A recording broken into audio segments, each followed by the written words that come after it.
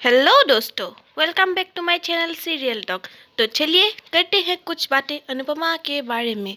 भाई आजकल तो बनराज पूरी दुखी रहते हुए हैं क्योंकि उसका नौकरी तो चला ही गया है। पता नहीं अब आगे क्या होने वाला है। तो चलिए आज का एपिसोड शुरू करते हैं। आज हम देखेंगे राखी दवे अनुपमा के घर आ चुकी है। वो शायद किसी से जान गई है या अगर अनुपमा से ही सुन चुकी है पता नहीं, लेकिन वो कहती है मुझे पता चला कि मिस्टर शाह की जॉब चली गई है। ओहो, ये तो बहुत बुरा हुआ। मैं तो सहानुभूति दिखाने आई हूँ। फिर बा बोलती है तू अगर टोशू को घर जमाई या तेरे कोचिंग सेंटर में जॉब ऑफर करने आई है तो यहाँ से चली जा, हमें कुछ नहीं चाहिए। फिर राखी दवे कहती है नहीं नहीं बा, ऐसा भला मैं क्यों करूँगी। आप लोग मेरे समधी है और मैं आप लोगों के साथ ऐसा क्यों करूंगी भला। और मुझे पता है मिस्टर शाह को जल्द से जल्द नौकरी नहीं मिल ही जाएगी क्योंकि वो इतने काबिल जो है, इतने एक्सपीरियंस है उनमें। और वैसे भी उन्हें एक नहीं दो दो नौकरियां मिलेंगी। अगर वो एक साथ दो औरतों को संभाल सकते हैं तो जॉब तो किसी बहुत आसान सी बात है। ये सब सुनकर मिस्टर शाह परिवार पूरा थोड़ा दुखी हो जाता है। फिर बा बोलती है कि अगर ये साउथ अफ्रीका की कोई टिकट है ना, मैं इसे बिठाकर वहाँ भेज देती।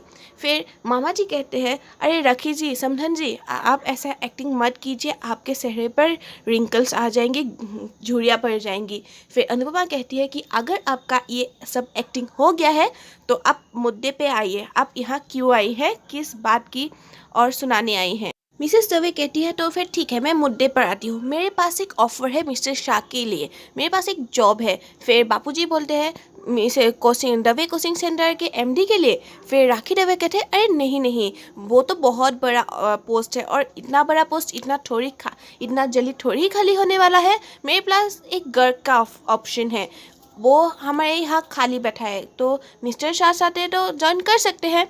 फिर बा बोलती है अरे तू मेरी बेटी को एक क्लर्क की नौकरी देगी, वो इतने बड़े ऑफिस में इतना बड़े पोस्ट में काम करता था और तू अब ये नौकरी देगी उसे। और फिर बाप फिर से बोलती है कि शेर भूखा मर जाएगा लेकिन घास कभी नहीं खाएगा। फिर मिसेस दवे बोलती है अरे भाई ठीक है, आप लोगों का ईगो है तो आप लोग तो ये सब दिखाएंगे, लेकिन ये तो मेरे पास एक बहुत अच्छा ऑप्शन था आपके बेटे के लिए। एक क्लर्क का नौकरी वो करते तो शायद इस घर का कुछ गुजारा चल जाता, क्योंकि आजकल इतने जल्दी इतना अच्छा नौकरी नहीं मिलता।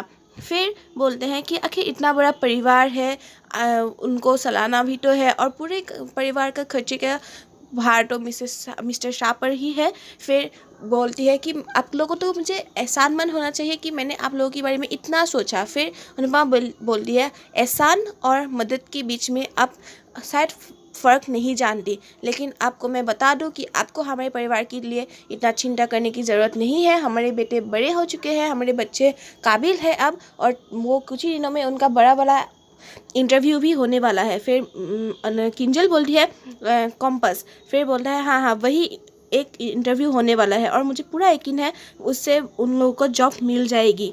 फिर मिसेस दवे बोलती है आई होप कि ऐसा ही हो। फिर अनुपमा बोलती है अरे कान्हा जी के भरोसे तो पूरा देश चलता है, लेकिन ये तो सिर्फ एक छोटा सा परिवार है तो कैसे नहीं चलेगा।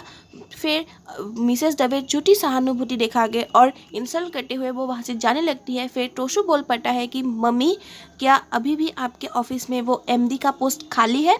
फिर राखी दवे बोलती है कि ऑफ कोर्स बेटा, ये पोस्ट तो हमेशा तुम्हारे लिए ही था, तुम जब चाहो जैसे चाहो हमारे यहाँ आकर ज्वाइन कर सकते हो, लेकिन पहले तुम अपने परिवार से डिस्कस कर लेना। ये सब सुनकर टोशू के बात सुनकर पूरा परिवार चौंक जाता है। किंजल हैरानी से टोशू को देखता रहता है।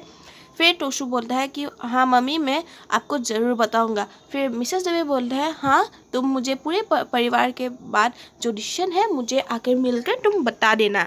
फिर वो सब वहाँ से फिर मिसेस दवे वहाँ से चले जाने लगते हैं। राखी दवे मन ही मन सोचती है कि उनका फैसला, उनका चाल कामयाब हो गया और सबसे जय श्री कृष्ण बोल के वो चली जाती है। और अनुपमा भी हैरानी से उसे जय श्री कृष्ण बोल देती है। उसके बाद टोशू अपने कमरे में आ जाता है और किंजल और टोशू के बीच में बहुत सारा आर्ग्यूमेंट होता है। फिर किंजल बोलती है कि हमारे बीच में जब बात हो चुकी है कि ये जॉब तुम नहीं लोगे तो फिर आज क्या था, ये तुमने क्या बोला, हमारी मम्मी को ये सब क्यों बोला तुमने।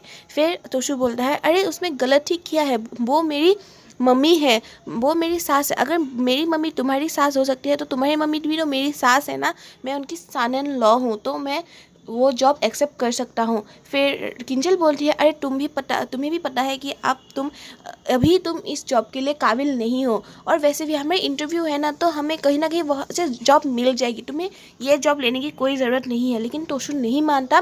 किंजल तोशु को हक कर देती है और समझाने लगती है कि तुम क्यों नहीं समझ रहे हो, मम्मी हमारा घर तोड़ने को चाह रही है, वो हमारा घर तोड़ देगी, तुम क्यों उनके बातों में आ रहे हो। लेकिन तोशु कुछ नहीं समझ पाता। टोशू बोलता है कि पापा की जॉब चली गई है, मम्मी एक साथ दो काम कर रही है, वो घर संभालती है, डांस क्लास लेती है, स्कूल संभालती है, और कितना काम करेगी वो। बापूजी का ओल्ड एज हो चुका है, कभी भी मेडिकल आ सकता है, मैं घर का बड़ा बेटा हूँ तो मुझे ये सब जिम्मेदारी लेना ही होगा। और छोटा भाई है कि वो अभी तैयार नहीं है और पाखी स्कूल में है, तो सारी जिम्मेदारी मुझे ही लेनी होगी। फिर बोलता है कि अब मुझे ये सारा नौकरी मुझे देखना होगा, और वैसे भी कल कैंपस का इंटरव्यू है ना, तो मैं वहाँ से इंटरव्यू दूंगा। अगर वहाँ मुझे ध्यान का नौकरी नहीं मिला तो मैं ये जॉब लेना ही पड़ेगा मुझे, और मैं ये जॉब ही ले लूँगा, तुम्हारी मम्मी जो मुझे ऑफर करके गई है। तो फिर से बोलता है कि घर के छोटे बच्चे अपना सपना पूरा कर सकते हैं, वो एंजॉय कर सकते हैं, लेकिन बड़े को हमेशा जिम्मेदारी ही उठाना पड़ता है। फिर वो सब बोल कर तशु वहाँ से चले जाते हैं। किंजल मन ही मन सोचती है, तुम जो कुछ भी कह रहे हो सच बोल रहे हो, अच्छी बात है, लेकिन तुम्हारा तरीका जो वो बहुत गलत है। उधर हम देखेंगे कि बनराज 9-10 जगहों में अप्लाई कर चुका है, लेकिन वहाँ से कोई रिप्लाई नहीं आया है। तभी उसका बॉस ढुलकिया का फ़ोन आ जाता है, वो फ़ोन रिसीव करता है और वो बॉस बोलता है कि अगले दिन ऑफिस आने को। फिर बनराज बोलता है, शायद उन्हें पता चल गया है कि मैंने बहुत जगह जॉब के लिए अप्लाई किया है और वहाँ से मुझे कोई ना कोई जॉब मिल ही जाएगा। शायद वो लोग ये सुनकर डर गए हैं। फिर काव्या मन ही मन सोचती है, हे भगवान, इसके पास कितना ओवर कॉन्फिडेंस है। शाह बोलता है कि देखना, मुझे ये नौकरी फिर से वापस मिल जाएगी। तभी पाखी आ जाती है, वो थोड़ी लेट है। बनराज पूछता है कि क्या हो गया, इतनी लेट हो गई। फिर पाखी बोलती है कि मैं स्कूल के बाद सीधे एक फ्रेंड के घर चली गई थी। फिर आके वो बैठती है, वो काव्या को बोलती है कि मेरे लिए प्लीज़ एक कोल्ड कॉफ़ी लेके आओ। काव्या को ये सब आदत नहीं है, लेकिन फिर भी वो बिना कुछ बोले कोल्ड कॉफ़ी बनाने चली जाती है, हालांकि उसे थोड़ा बुरा लगता है। फिर पाखी अपने पापा को बोलती है कि आज स्कूल में थोड़ी प्रॉब्लम हो गई थी। फिर बनराज थोड़ा सीरियस हो जाता है, वो बोलता है कि क्या हुआ, तुम मुझे बताओ, मैं प्रिंसिपल से बात करता हूँ। फिर पाखी बोलता है, कुछ नहीं, तुम तो आपकी और मम्मी के डिवोर्स के बारे में सब लोग बोल रहे हैं, लेकिन कोई बात नहीं, हमें ये सब सुनना ही पड़ेगा और आई विल हैंडल इट। फिर वहाँ से काव्या सब सुन रही है। फिर बोलती है कि मिसेस आकर वो बोलती है कि तुम्हें तो पता है कि हम लोग गलत नहीं है। फिर बोलती है कि तुम्हारे स्कूल में तो फंक्शन है ना। फिर बोलती है, तुम तो हर साल इसमें लेती हो ना पार्टिसिपेट, तो इस बार क्यों नहीं ले रही हो। फिर पाखी बोलती है कि मैं इस बार पार्टिसिपेट नहीं करने वाली हूँ, क्योंकि इस बार मम्मी के ग्रुप भी वहाँ परफॉर्मेंस करने वाले हैं और मैं मम्मी के साथ कंपटीशन नहीं करना चाहती। फिर काव्या बोलती है, अरे ये क्या बात हुई, अगर तुम किसी और के लिए अपना डांस क्यों खराब करोगे। एक काम करो, मैं तुम्हें इस बार प्रैक्टिस कराऊंगी और तुम इस बार सोलो डांस करना, और देखना तुम एकदम फर्स्ट आओगी। फिर पाखी थोड़ी सैड मन से बोलती है कि आर यू श्योर। फिर काव्या बोलती है, हाँ, आई एम 100% श्योर। फिर पाखी अपने पापा को बोलती है कि पता है पापा, इस बार मम्मी को एक डांस करने को मिला है उनके ग्रुप के साथ, और उन्हें कैटरिंग का काम ही मिला है, सारे वीआईपीज़ को वो ही संभालने वाली है इस बार। बनराज ये सब सुनकर हैरान हो जाते हैं। उधर नंदिनी, समर का अनुपमा तीनों एक साथ है। अनुपमा उसे खुशी से बता रही है कि वो उसको इस बार अपने बच्चों के साथ एक ग्रुप डांस भी करना है और एक कैटरिंग का ऑफर मिला है। प्रिंसिपल मैम ने सारी जिम्मेदारी उसे संभालने को मिला है, सारे वीआईपीज़ आएंगे।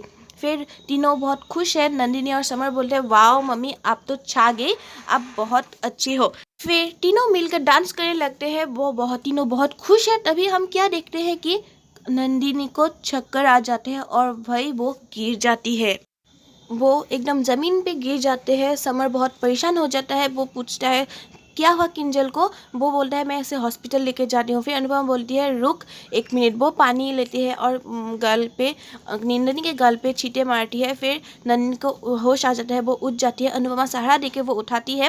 फिर बोलती है कि क्या हुआ तुझे, तू ऐसे गिर कैसे गई। फिर नंदिनी बोलती है, शायद मैंने सुबह से कुछ खाया नहीं ना, इसीलिए शायद मुझे भूख के मारे चक्कर आ गया। फिर अनुपमा उसे दांत लगाती है और बोलती है, कैसी पागल लड़की है, कोई ऐसे रहता है क्या, तुझे मुझे बताया क्यों नहीं, मैं तुझे खाने के लिए कुछ लेके आती। लेकिन वो बोलती है कोई बात नहीं, मैं कुछ तेरे लिए बना कर लाती हूँ। वो जल्दी से वहाँ से चली जाती है और कुछ बनाने लगती है। समर बहुत परेशान है नंदिनी के लिए। अनुपमा थोड़ी देर के उनको मुड़कर देखती भी है। उधर हम देखेंगे कि बा के गर्दन में तकलीफ है, उसे दर्द हो रहा है और अनुपमा बेलन की सहारे से उसे उस दर्द को आराम दिलाने की कोशिश कर रही है। बापूजी ये सब देख रहे हैं और बोलती है कि अरे तुम लोग ये सब क्या कर रहे हो, थोड़े डॉक्टर को दिखा क्यों नहीं देते, ये घरेलू नुस्खे अब काम नहीं आएंगे। फिर बा बोलती है अब कुछ नहीं जानती, अब जस्ट चुप रहिए, हमें पता है हम ये घरेलू नुस्खे से ही हम ठीक हो सकते हैं। फिर किंजल की सीखने की आवाज़ आती है। मम्मी वो दौड़ के अंदर आती है, वो बहुत खुश है। अनुपमा भी दौड़ कर जाती है, उससे लिपट जाती है। फिर किंजल बोलती है आपको कैसे पता कि मेरी सिलेक्शन हो गई है। फिर अनुपमा बोलती है अरे मुझे पता था कि मेरी बेटी तो बहुत काबिल है और दूसरे कि मुझे पता था कि मेरी बेटी ज़रूर सिलेक्ट हो जाएगी। वो उसका कोई खुशी का ठिकाना नहीं है, वो सबसे बधाई ले रही है, गले मिल रही है। और फिर बा उस सब देख रही है। बा मन ही मन सोचती है कि पता नहीं तोशु कहाँ चला गया। वो पूछती है कि तोशु कहाँ गया। फिर किंजल बोलती है उसे थोड़ा देर लगेगा। फिर बा सोचती है मन ही मन कि बस वो भी एक खुशखबरी लेकर घर आ जाए। फिर सारे लोगों को वो हक करती है, खुशी है। फिर अनुपमा बोलती है कि जा बा से भी आशीर्वाद ले ले। बा हमेशा की तरह झूले पे बैठी हुई है, अपने पैर नहीं दे रही है, वो झूले को हिला रही है। फिर वो पैर नहीं छू पाती बाकी। फिर किंजल भी कम जिद्दी नहीं है, वो हाथ से वो झूला रुक लेती है। वो फिर बा के जाके टाइट से लिपट जाती है और बोलती है कि बा मुझे नौकरी मिल गई है। बा चिल्ला के बोलती है अरे बस बस हो गया। किंजल बा से आशीर्वाद लेती है। बा बोलती है भगवान करे तेरी हर मनोकामना पूरी हो, तू हमेशा खुश रहे। और बोल रहा है कि बस हमारा अब तोशु भी आ जाए और कुछ अच्छी सी न्यूज़ सुना दे। अनुपमा जल्दी से जाती है कुछ मीठा बनाने के लिए और ठाकुर जी से भी प्रार्थना करती है कि बस इसी तरह हमारे घर पे खुशियाँ आती रहे। फिर समर आता है, वो नकली माइक बनाता है और बोलता है तो मिसेस किंजल परितोष शाह बोले आपको कैसा लग रहा है न्यू जॉब मिलने के बाद। फिर किंजल भी थोड़ी एक्टिंग करती है और बोलती है कि अरे अभी जॉब मिली नहीं है लेकिन मिल जाएगी। इसी तरह पूरे परिवार में हंसी खुशी का माहौल है। उधर हम देखेंगे कि मिस्टर शाह ऑफिस जा चुके हैं, उसका बॉस उसे निकालने की पूरी तैयारी कर चुके हैं। वो बोलता है कि मैंने इस कंपनी को कितने साल दिए हैं मैंने, और इस कंपनी को मैंने 0 से टॉप तक पहुंचा दिया है। आप लोग अब मुझे यहाँ से निकाल रहे हैं। फिर बॉस एक बोलता है कि अब हमारी कंपनी वो नहीं देखती कि आपने क्या जॉब में किया था, हमारी कंपनी ये देखती है कि अब आप क्या कर रहे हैं। और बिजनेस में ये सब नहीं चलता, पास की बातें, सिर्फ प्रेजेंट को इम्पोर्टेंस दिया जाता है। और वैसे भी आपकी प्रोफेशनल लाइफ पर्सनल लाइफ के साथ मिक्स हो रही है। वो आपका प्रोफेशनल लाइफ के साथ सफ़र कर रहा है आपके पर्सनल लाइफ की वजह से। वो सब बोल रहा है और बनराज बहुत गुस्सा हो रहा है। फिर उनका बॉस बोलता है कि आप अपने आप को ज़्यादा ही एस्टिमेट बना रहे हैं। फिर बनराज बोलता है कि लेकिन आप मुझे अंडर एस्टिमेट कर रहे हैं, मैं भी देखता हूँ आपका ये कंपनी कैसे चलता है। फिर बोलता है कि मैं बहुत काबिल हूँ, मुझे कहीं ना कहीं नौकरी मिल ही जाएगा। फिर बॉस बोलता है वैसे भी हमारा ये कंपनी का पॉलिसी चेंज हो चुका है, हम नए फ्रेश एम्प्लॉयज़ को अब जॉब देने लगे हैं। फिर बनराज बोल रहा है मैं भी देखता हूँ एक नई नायिका कैसे आपकी कंपनी को चलाता है। वो वहाँ से चले जाते हैं और लेकिन साथ ही साथ उसका बॉस बोलता है कि मुझे ऐसे एम्प्लॉयज़ बिल्कुल नहीं चाहिए जिसके ऑफिस में ही अपने अफेयर्स हो। बनराज भड़क जाता है, अपने बॉस के साथ झगड़ा भी होता है और वहाँ से चले जाते हैं। उधर समर अपनी भाभी को एक कुर्सी पे बैठाकर वो घुमा रहा है, पूरे आंगन में घुमा रहा है। वो लोग बहुत खुश है। बस आज के लिए इतना ही। कल देखेंगे कि समर अनुपमा को फ़ोन लगाता है और बोलता है कि पापा का ऑफिस जहाँ है वही किंजल को भी इंटरव्यू है। फिर हम देखेंगे कि अनुपमा की बहू को जहाँ नौकरी मिलती है वहाँ वही नौकरी से बनराज को निकाल दिया जाता है। वो सब सुनकर अनुपमा बहुत शॉक जाती है। उधर काव्या बनराज को बोलती है कि तुम्हें जिस नौकरी से निकाल दिया जाता है वही तुम्हारी बहू किंजल को वही नौकरी मिल चुकी है। आज के लिए इतना ही दोस्तों। अगर आपको हमारा वीडियो पसंद आया तो लाइक करना मत भूलिएगा, अगर ना पसंद आया तो डिसलाइक भी कर सकते हैं। अगर आप हमारे चैनल में न्यू है तो सब्सक्राइब करना मत भूलिए। आज के लिए इतना ही, बाय बाय।